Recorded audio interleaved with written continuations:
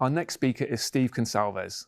Steve is a successful businessman, a psychologist, leadership coach, and business consultant. He's also a charity fundraiser. I've known Steve for several years, and he's a really generous guy. His talks always are entertaining, so prepare to be surprised and amazed. This subject has come at the exact right time for us, hasn't it? We've got male suicides of men under 45 at their highest, and we've got this massive situation with regard to COVID going on, which is going to have a massive impact in the workplace as people go back to work. And a recent study said that 45% of staff that are currently furloughed are very anxious about going back to work. And when I heard about this day, it really resonated with me. July 31st, 2018, two relatively young men took a decision to get up in what would be the middle of the night and go to a place called Davyhulme Park in Manchester. And they decided that at age 52, they would end their lives. And so together, as they'd been for their whole life, they organised it so that at 7 o'clock in the morning, a dog walker passed their bodies hanging from a tree where they committed suicide at age 52. And these two young men, Paul and Neil Micklewright, were clearly depressed because of their circumstances. They'd lived together their whole lives. Their parents had died. They'd lived with their parents. But they took that decision. And of course, it was reported in the newspapers. How do I know about this? They were my school friends. We all went to Davyhulme County Primary School. And they actually lived above my best friend's mother's flat in Manchester. So when I heard that you were doing this, Ian, I thought, I'm drawn to talk about this because although they were my school friends up to the age of 11, I didn't know them much after that. It became very clear to me that the people that I'd been helping over these last 12, 13 years, while I've been involved in the personal development world at the high end where you give people experiences to help them get through challenges, it made me want to commit to doing this. So thank you, Ian and Kim, for inviting me. I really appreciate it. And I hope I can contribute to it from the some now 200 men that I've trained who are the empowerment coaches, the new and emerging empowerment coaches from around the world, the new Tony Robbins that want to empower and help other people. Over the last 12 years, I've been working with them. But something interesting has come from that, which is when they turn up and they're all macho and they've already got NLP and they're a hypnotherapist or they're a coach or a trainer or a mentor or whatever, they turn up. And because we take them through exercises that connects them with their heart, they find that there's all sorts of things that are impacting them daily that they'd not considered and that were having a negative effect in their lives. And through the processes that we teach them, they overcome that and it makes them better people. They literally go away and do things differently. So hopefully today I can shift people's thinking about doing things differently, because just listening to a speaker doesn't make any difference. If you can go and do something differently, then we made an impact. So I'd like to ask you to do something. We've only got half a dozen people here, but I'd like you to do something right now, which is, I'd like you to get your phones out. Now, normally I hate it when people get their phones out, but I'm going to ask you to do it. And what I want you to do is, I want you to think about this. If you found out today that somebody on your contact list had passed away today, who would you have thought, do you know what, I wish I would have said to that person? Or maybe it's somebody who you wish you would have told them that you loved them one more time. I want you to find that person, because at the end of my talk, I'm going to ask you to do something with that person. So for now, find somebody who you're really close to, who really you'd like to say you love them. And then we'll come to that at the end. So with regard to men's mental health, I've had the good fortune of working with some fairly well-known people, but generally it's up-and-coming people who want to do better in the world for other people. Like I said, therapists, coaches, etc. And they always say, how do you keep in a positive environment? How do you keep in a positive environment when there's people that may be in your audience who are going through trauma? How do you stop the negative voice from taking over?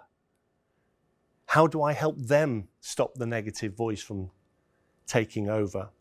And so I say, well, there's an old story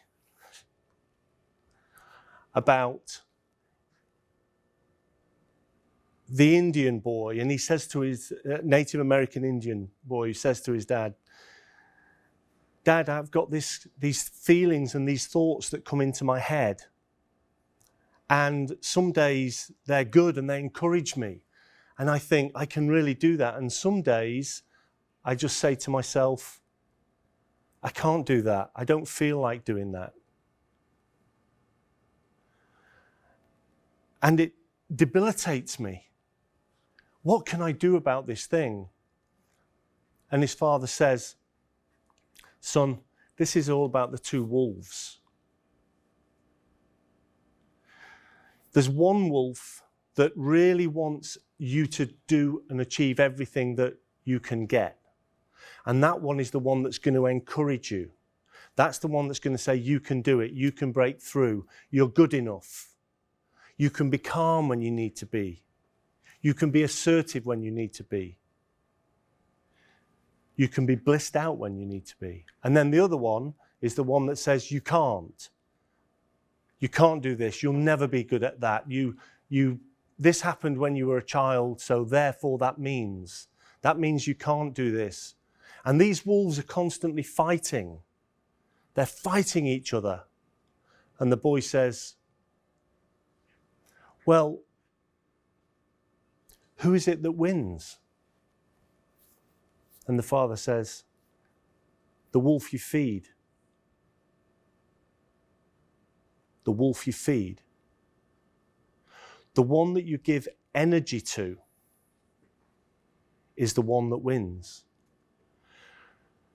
And the challenge with men's mental health is that as beings, we are the ones that give energy and passion and what some might call aggressive violence to thoughts. In other words, we take action and we do it with zest and we do it with energy. Consequently, I think the statistic is 82% of male suicides are successful on the first attempt because it's decisive. And the challenge is as well is that we are decisive. Sometimes we're decisive even when it hurts us. Another story is the guy who goes to see the psychiatrist, probably going to see someone like Gary, who you heard speaking before, wanting some help. And he says to the psychiatrist, right, I'm here. And the psychiatrist said, great, what are you here for? He said, I don't know really. Oh, well, why are you here? He said, my family have told me to come here, but there's no point. Why is that? Well, because I'm dead. He says, oh, you mean you're dead from the inside? He said, no, I'm dead. I'm literally a figment of your imagination. I'm not here, I'm dead. And the psychiatrist thinks, how do I deal with this crazy person? He's clearly not dead, but he thinks he's dead. He said, yeah, that's it, I'm dead. I'm literally not alive. He said, okay. And the psychiatrist thinks, I know what I can do. He goes into his drawer, he pulls out a pin. And he says to the client, do dead people bleed? He says, no. Of course not. Dead people don't bleed. And he pulls out a pin and he sticks it in his hand.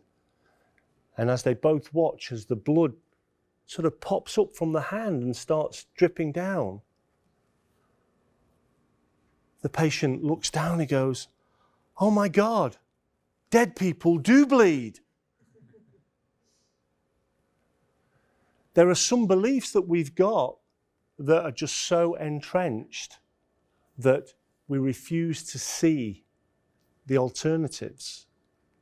And this is something that I've seen, which with men seems to get really fixated. And some of the cleverest people on the planet have had that kind of thinking at some point. My mentor and friend is a gentleman by the name of Tolly Burkan. This is his book, Dying to Live. Here's a gentleman. Anybody here heard of Anthony Robbins, Tony Robbins? Everybody? Okay, great. So Tolly Burkan taught Tony Robbins to firewalk, trained Tony Robbins to firewalk, showed him how a firewalk could be used as a way of empowering people by stepping out of their comfort zones and thinking about what was possible as a way of achieving some enlightenment and an example from life that they could hang on when they felt down of what is possible. But in this book, Tolly talks about trying to kill himself 3 times. He was so depressed. He tried to kill himself 3 times, but then he found firewalking, he found enlightenment, and now they estimate 6 million people have walked across fire around the world in the last 40 years since Tolly started training this.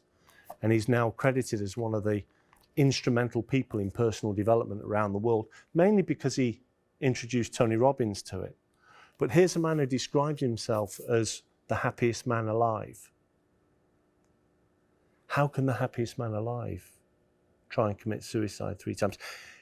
There used to be a TV show on British television. You have to be a certain age to remember it. It was called The Rise and Fall of Reginald Perrin. And Tolly actually literally did that. For those of you that don't know, piled his clothes onto a beach, swam out, got out of the beach with another set of clothes later on and ran away from his life. Anybody here heard of Patch Adams? Seen the film Patch Adams? Yeah, okay. What you may not know is that Patch Adams, who now runs clown organizations all over the world to bring happiness and joy to people, especially children all over the world, Patch Adams tried to kill himself 3 times. I had the good fortune to speak with Patch earlier this year, and he tells me he doesn't believe in depression. Doesn't believe in it. What he believes in is something that's already been said today. Disconnection. Disconnection. If men can be connected, there's no depression. If men can learn to speak from the heart and can learn to share, then they can deal with most of the challenges that they've got. This is my belief. This belief is also shared with upcoming speakers like Brené Brown, a fantastic speaker who talks about vulnerability. And I certainly learned this from my own life, about actually how you can be happier by, instead of running away from all your fears, by just accepting that you're human and approaching them with that humanity of not being fearful of failing, but actually just knowing that you're going to do your best. Even today, coming here, I got all my stuff ready. I thought, I'm looking forward to it. It's going to be great. I'm going to meet my old pals, some crazy firewalking dudes. It's going to be great. Got all my clothes. I thought I'm going to go casual, get the 501s, get the shirt. It's all good. Except I've put on a few pounds in the last 6 months. So now it's like squeezing a 25-pound bag of spuds into a 15-pound bag. So if I'm talking a little bit falsetto today, that's why. But what do? Do you spend time thinking about it? Oh my God, I'm really uncomfortable. Or do you just go, do you know what it is, what it is? Get on with it. And so we teach people to do that. Now, how do we do it? Well, what we do is we give people a bank of experiences. Because if you have a bank of experiences that you can call upon that are different from the bank of experiences that we typically call upon, that give us the depression or whatever we're calling it, then those things negate each other. You can't think bad things and good things at the same time. We all know about how the placebo helps the body, but there's also the nocebo. I'm sure Ian knows about the nocebo, how by thinking that things are not only not going to help, but are going to be contradictory to the help, you can make your body feel a certain way. You can create these endorphins and this serotonin and these different chemicals in your body just with meditation. Anybody that's had a lucid dream understands that you can change your body by the creative imagination. And just as a way of testing that, everybody that's over there, everyone that's looking at this, I want you to join in with me. We're going to do something that we're going to do here with the people that are here, but for those of you at home or at work or on the bus, wherever you're listening to this, I want you to join in with it. So those of you that have got a lemon out there, I'd like you to pick up your lemon. Pick up your lemon. Now, what I'm going to do in a moment is I'm going to bite into this lemon. In fact, if you've got a lemon, we're all going to bite into this lemon. Now, this is a really juicy lemon. It's fresh this morning. It's just been cut. It's been cut by a wooden knife. So how eco-friendly is that? I wouldn't expect any less. But we're going to bite into this juicy lemon. But those of you that are watching this, I want you to hold your hand out as though you're holding a lemon yourself. And I want you to remember what that lemon felt like the last time you held a lemon or a lime. Was it dimply? Was it waxed? How did that lemon feel in your hand? I know some of you are going to be like this. That's a melon. That's different. Some of you are already having the experience. I can see it. So, here we go. You've got your lemon, or you've got your imaginary lemon, but really join in with it, because then you'll get a sense of what's happening. So 3, 2, 1. Everyone with a lemon, you'll need your tissues. They're really juicy. 3, 2, 1, go.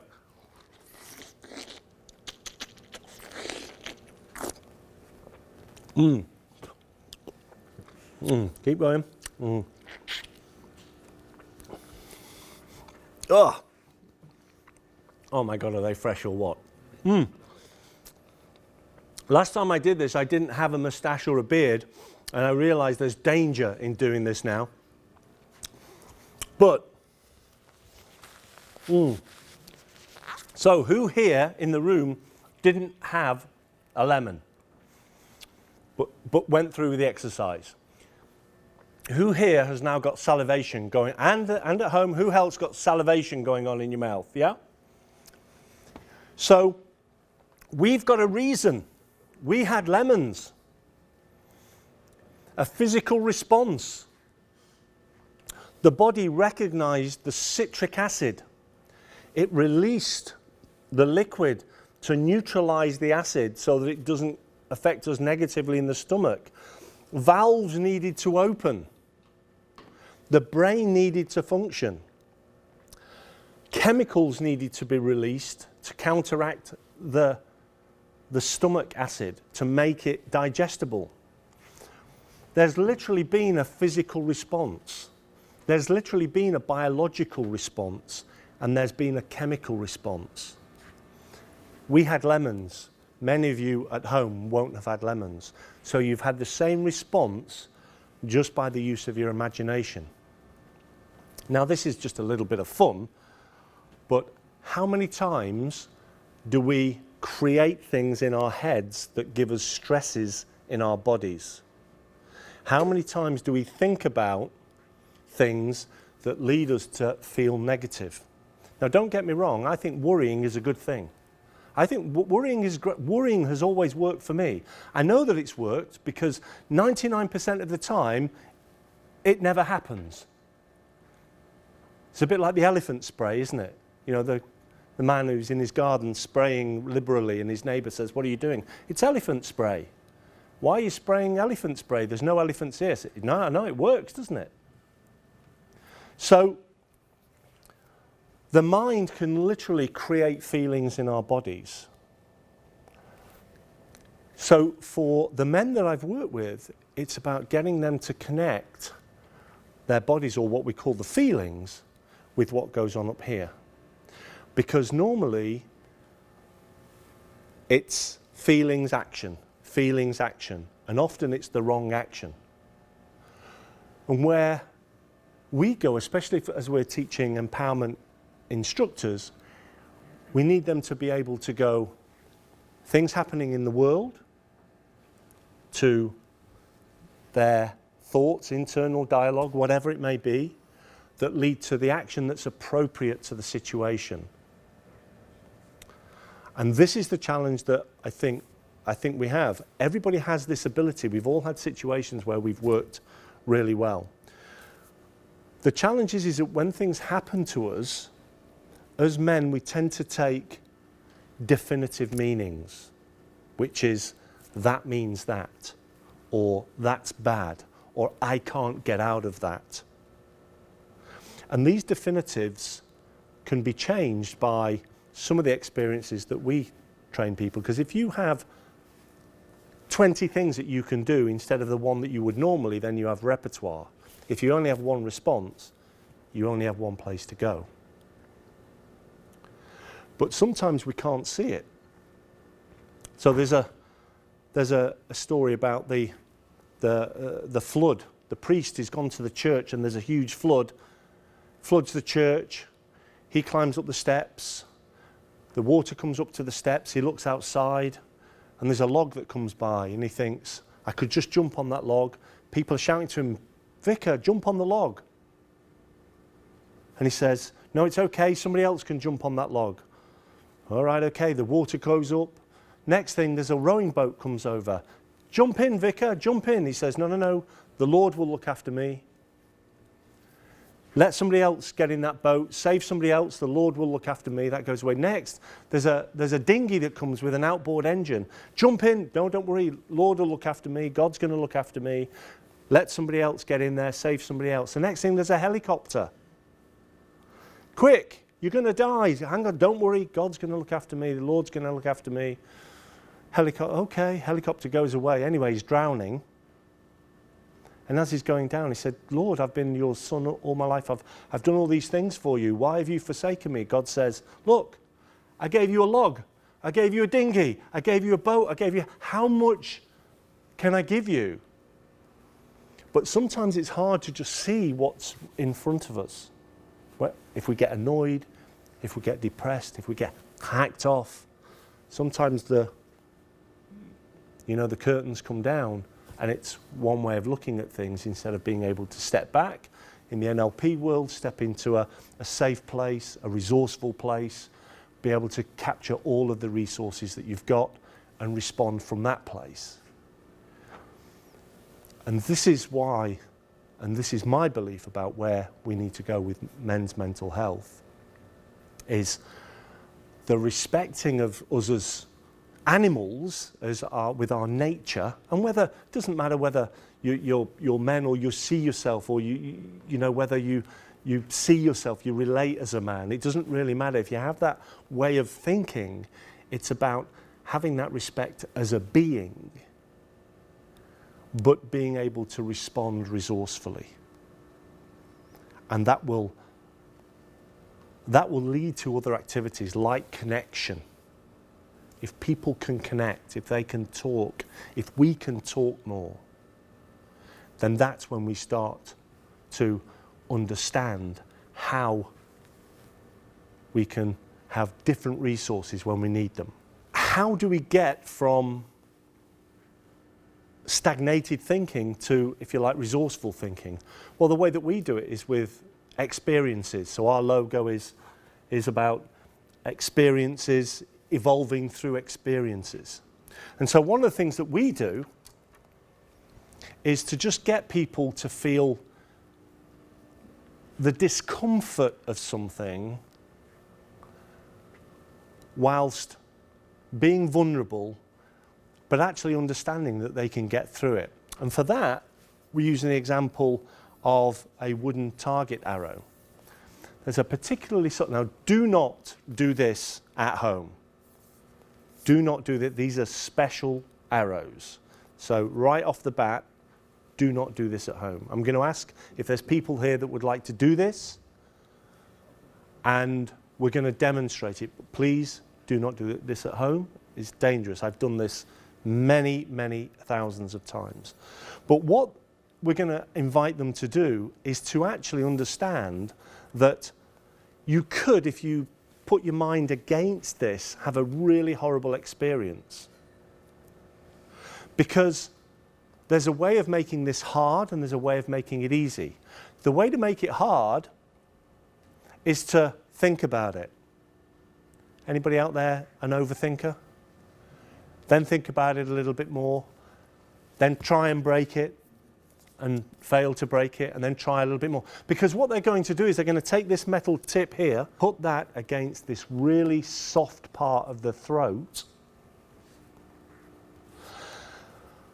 I'm going to have a glove on the other end, and they're literally going to break the arrow using their determination, will, and understanding that they can do it.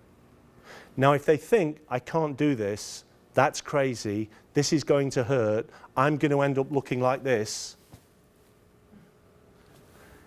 If they've got all those thoughts going on, what chance have they got of succeeding? If that's the dialogue going on, they're not going to have much chance. So we've got to interrupt that with a different experience. Now, what can this do? Well, if you have no fear of this, then there's really nothing to gain from it. However, you can use this, because typically when people come up and do it, they'll have an idea of what it's like, and then when you come and do it, they have a different idea. But you can use breaking this as a metaphor for other things that you really should be doing in communicating and connecting with the people in your life. Brothers, sisters, mothers, fathers, friends, the people that as men we tend to call, you know, to do things socially with, but things that we don't share things of the heart with that we should do. So, is there anybody here that would really like to break an arrow with their throat? We've got people here that want to do this, I can't believe it. So you've chosen that arrow, that's your arrow. Okay, so what we're going to do now, Gary, I've just anaesthetized or sanitized my hands, and that's fresh out of the bag. You'll need to put those on. Now, when we go through this, Gary, it's literally inevitable, unless you're used to poking your neck weekly with metal objects, which I think being a psychotherapist, you probably don't. No. So no matter what I say, at some point, there's going to be cognitive dissonance where you're just going to, your body's going to say, I actually don't want to do this. Yeah? But the trick to this is that literally you're just moving 8 inches. Now, you're not lunging. If you lunge, you'll have a different experience. Right. Okay? You're literally moving about 8 inches. And all you need to do is just get it into your mindset. One, there's some discomfort. There is some discomfort. Yeah. Accept that, and then make a decision. And a decision is where you act differently. And in this case, it's about moving forwards. And all you're going to do is move forwards about 8 inches. You'll know you've moved the right distance because the thing will break. If it hasn't yet broken, you need to keep going. Is that clear? No, you don't need that thought. Okay. Okay, so I'm going to put this here, and all I'm going to do is hold this end of the arrow. Right. You're going to get it parallel to the ground. Yeah. It's in here. Here? Now, at some point you might be just thinking, is that in the right place? Because it feels really, does it feel uncomfortable? Yeah. So it's in the right place, feels really uncomfortable. You're just going to hold it against my hand, and you want to have a strong foot forward because you need to move forward. And once it's against my hand, you don't need your hands. Just make a decision and move forwards. Give him a round of applause. Now, that was easy, wasn't it? Yeah, actually. Yeah, actually, which tells us that there was something going on. Yeah, there's got a metal tip on it, of course. Yeah, and so the thing is that no matter what we say, there's stuff going on in here, even though, you know, he's a tough guy and nightclubs and all the rest of it, but there's stuff going on, even with a trained mind, because this is a physical thing. Now, the thing is Gary trusts me and he knows me and so on, so he knows I'm probably not going to kill him. Not today, anyway, I don't think, anyway. But for some people, this is really tremendously fearful. And for those people, they're going to get an experience that they will remember for the rest of their lives. And it goes into their bank of memories that they can call upon when they need those additional resources. Thank you, Gary. Walk to me, make the decision, walk, and the arrow will break. There's going to be some discomfort, but you just make the decision. You don't need to lunge, you just need to walk slowly. Do you understand what I'm asking? Okay?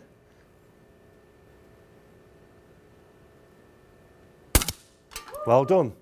Now, this is just one exercise of the many that we do that brings people outside of their comfort zone. Comfort zone is something that's been talked about already, so I'm not going to dwell too much on that.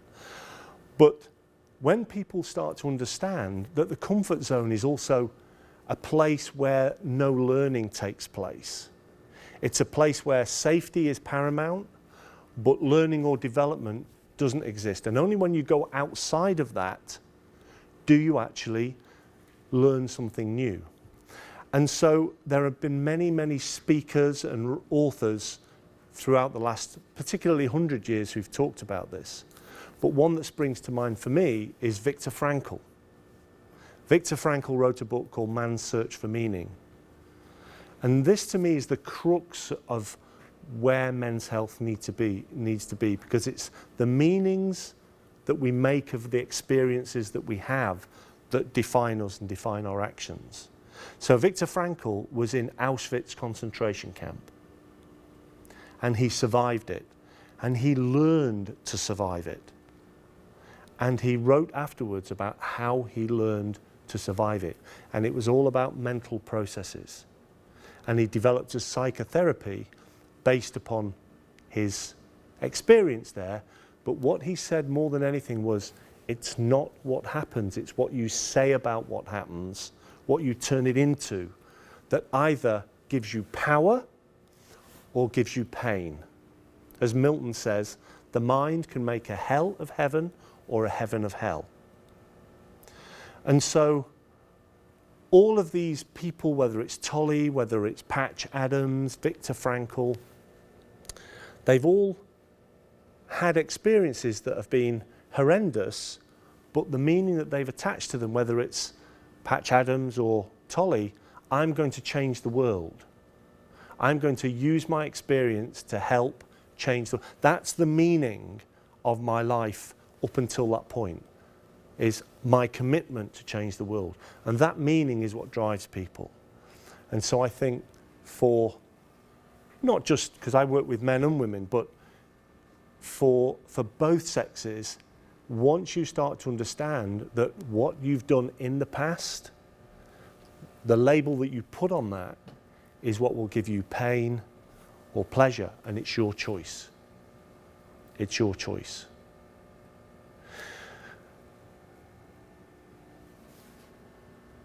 The experiences that you do have can literally shape your life.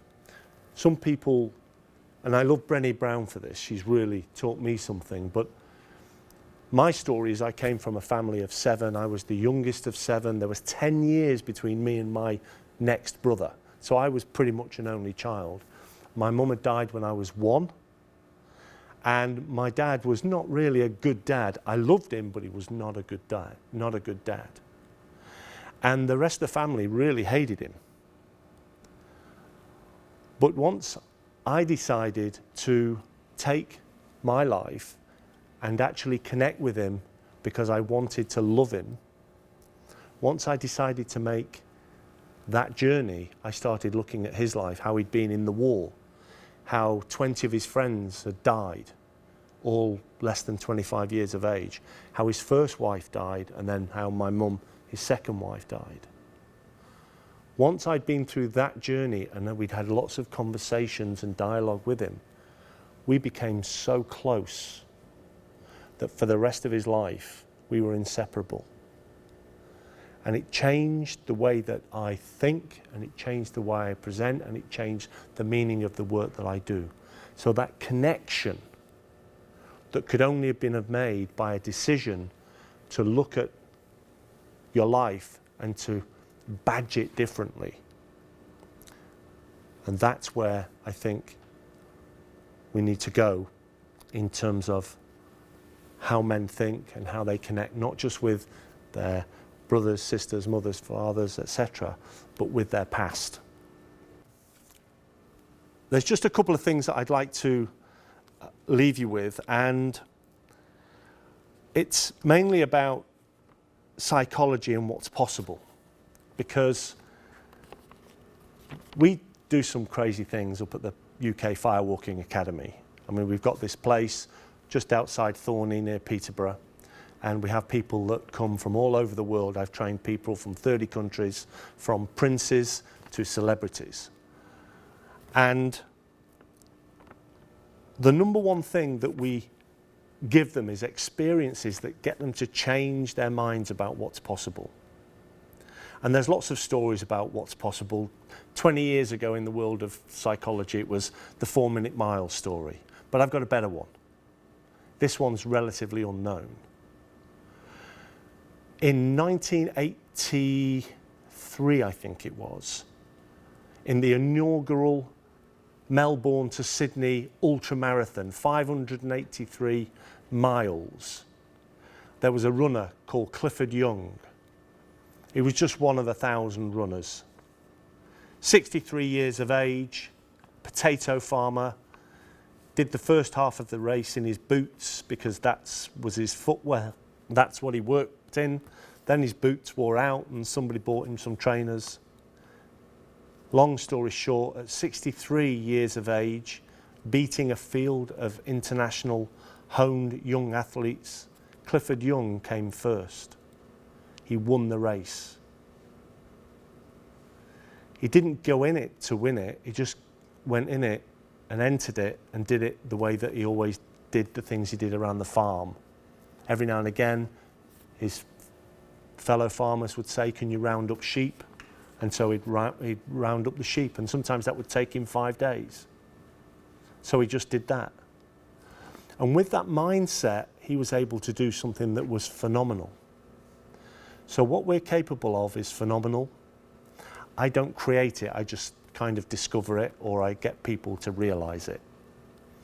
And we can do that if we put our minds to it, if we understand what positive thinking really is, create the pictures of success, instead of using that part of our brain, the reticular activating section of our brains, to program ourselves for failure, use that to program ourselves for success. We can have fulfilling lives with good communication with our fellow man. And that's what we teach people, and that's what I hope we're going to get from this presentation. But before I go, I asked you earlier to go to your phone and find that contact. So here's my request for you, because anything that's said is worthless unless there's action. So my call to action is this. I'd like you to phone that person today.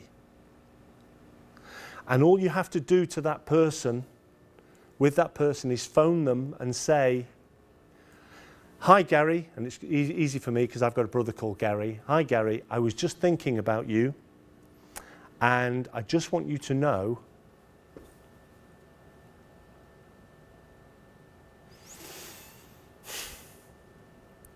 that I love you.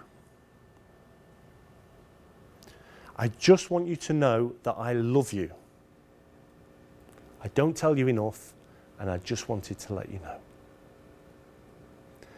And the only rule is that when Gary says to you, "What's wrong with you? Have you done a..." You cannot say, "Oh yeah, some bloke in Peterborough told me I had to do it." All you do is you say, "There's nothing wrong. I just wanted to tell you that I love you." And they might say it again. What have you been drinking? What's wrong? But don't let them do that. Just tell them until they hear it. And feel the conversation from that moment on. And what comes from that, if it's something which is of surprise to you, or if it's something which gives gladness to your heart, then contact me at info@firewalk.co.uk and let me know, because I always like to hear these great stories about what gets stimulated when we do things to connect at a deep heart level. So that's it. Thank you very much for listening. I hope it's been entertaining. If you like what I've shared, please share it with other people. If you don't like what I've shared, then just keep it to yourself. That's my general rule of thumb. But apart from that, I'm really done. I've just got to read one more thing out, and then I'll take any questions that you've got. And this last thing that I'm just going to read out is from Roosevelt, and it's the place where men often get to when they're going through this transition, where they're realizing that they need to communicate more, they need to communicate better, they need to communicate more honestly. And it's showing their vulnerability. And this, I've stolen this from Brené Brown, but I've adopted it. I absolutely love it. It's not the critic who counts, not the man who points out how strong the man stumbles, or where the doer of deeds could have done better. The credit belongs to the man who is actually in the arena, whose face is marred by dust and sweat and blood, who strives valiantly, who errs, who comes out short again and again, because there is no effort without error and shortcoming, but who actually does strive to do the deeds, to be better, who knows great enthusiasms, the great devotions, who spends himself in a worthy cause, who at the best knows in the end the triumph of high achievement, and who at the worst, if he fails, at least fails while daring greatly, so that his place shall never be with those cold and timid souls who neither know victory nor defeat. We as men need to place ourselves in a position of allowing ourselves to feel vulnerable by sharing, and it's hard. But if we do it, I believe that the rewards are outstanding.